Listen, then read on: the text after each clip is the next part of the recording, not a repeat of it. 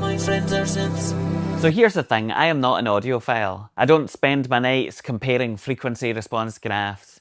I don't argue in forums about whether copper cables sound warmer than silver, and I don't even really know what a liquid mid is supposed to mean. What I do know though is music, and over the years I've come to love in-ear monitors, or IEMs, for reasons that I think actually apply and would make sense to people in the real world.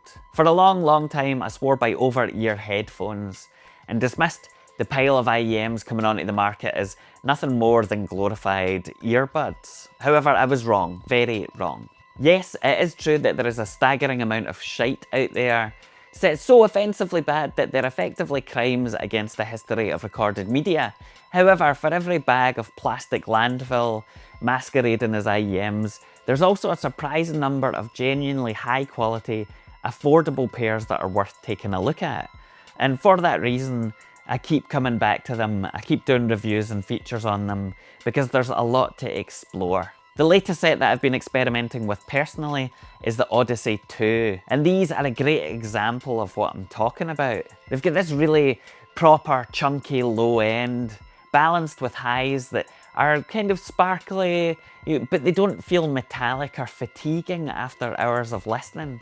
And overall, they've got this sonic signature that's kind of wide, natural, and dare I say it, immersive.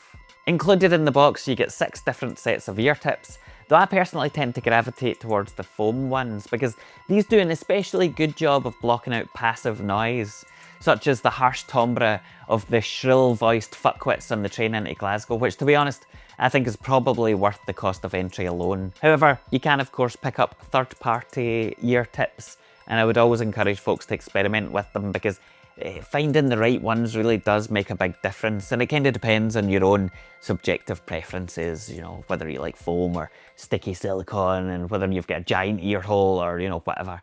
So shop about. The included cable sits in that rare sweet spot where it's not too flimsy, not too stiff, and also just the right length to use with your phone, laptop, or if you're a hipster prick like me, a battered old iPod Classic with a half-functioning click wheel. I do find this to be a tiny bit on the short end if you're, you know, using it with a transmitter pack or receiver pack or whatever it is, especially if you're tall and you have deep pockets, but you can also always use third-party cables as well, so it's not really that big of an issue. The capsules themselves are especially nice with these IEMs. I believe they're made out of aluminium, and they are very smooth, light, and cool to the touch, and seem much more expensive than they actually are as a result. They've got this kind of subtle blue sheen to them, and actually look pretty fantastic, as opposed to some sets out there which sport this kind of garish gamer style aesthetic, which is not really my thing at all. These are much more, you know, sleek and, you know, premium looking. On top of all of that, they come with a sturdy but lightweight leather case, which is actually pretty useful. It isn't the smallest one I've seen, however, it isn't heavy, which means that you don't need to worry about chucking it in your bag if you're going on a plane or something and trying to keep, you know, your luggage allowance down or whatever, so that's nice too. Coming in at about £200, the Odyssey 2 is a great representative set of what I would describe as actually worth the money.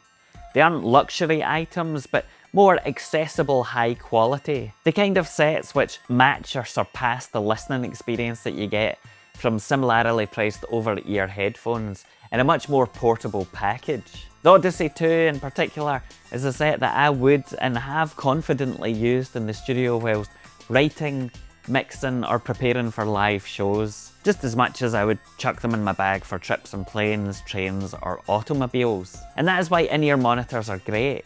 They are versatile, practical, and something that I genuinely use every day. So, congratulations IEMs, you win.